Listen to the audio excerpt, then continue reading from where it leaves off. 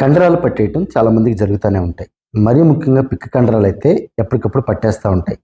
ఒకవేళ గనక పిక్క కండరాలు పట్టేస్తే ఎలాంటి టైప్ ఆఫ్ ఎక్సర్సైజ్ కానీ లేకపోతే స్ట్రెచింగ్స్ కానీ చేస్తే చాలా వరకు రిలీఫ్గా ఉంటుంది అనేది నేను ఇప్పుడు ఎక్స్ప్లెయిన్ చేస్తాను. ఇప్పుడు సపోజ్ ఈ కాలుకి పట్టేసింది అనుకోండి, కాలుని ఇలా పైకి లేపి కొంచెం ఇలా పట్టుకోవడానికి ట్రై చేసి ఈ పాదం పైకి కిందకంటే ఎక్కడైతే మీకు పిక్క కండరం పట్టేసిందో అక్కడ స్ట్రెచ్ అవుతుంది. అంటే ఆ కండరం అనేది సాగి ఒకవేళ కనుక కండరం పట్టేస్తే కండరం రిలీజ్ అవ్వడానికి అవకాశం ఉంటుంది. సేమ్ అలాగే ఈ కాలు కూడా ఎక్కడైతే మీకు కండరం పట్టేసిందో మీకు ఒకసారి ట్రై చేస్తే మీకు అది అర్థమవుతుంది.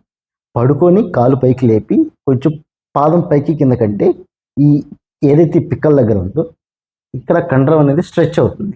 ఒకవేళ మీరు పడుకొని చేయలేకపోతున్నారు, నుంచుని చేసే ఎక్సర్సైజ్ కూడా ఉన్నాయి. నుంచుని చేసే ఎక్సర్సైజ్ ఏంటంటే ఏదైతే ఈ పాదం ఉందో ఈ పాదం ఇలా ఇలా ఇలా పెట్టి ఈ మడమ ఏదైతే ఉందో ఈ మడమని కిందకి ఇట్లా అనాలి. ఇట్లా అని కొద్దిసేపు అలాగే కనీసం ఒక 10 సెకండ్స్ పాటు స్ట్రెచ్ చేస్తే మీకు పిక్క కండరం ఆటోమేటిక్గా స్ట్రెచ్ అవుతుంది. పాదం అనేది ఇట్లా అనాలి. అంటే ఏదైనా సరే రాడ్ మీద కానీ ఏదైనా ఎక్కడైనా పెట్టి ఈ పాదాన్ని పైకి ఇలా అంటే దాదాపుగా స్ట్రెచ్ అవుతుంది.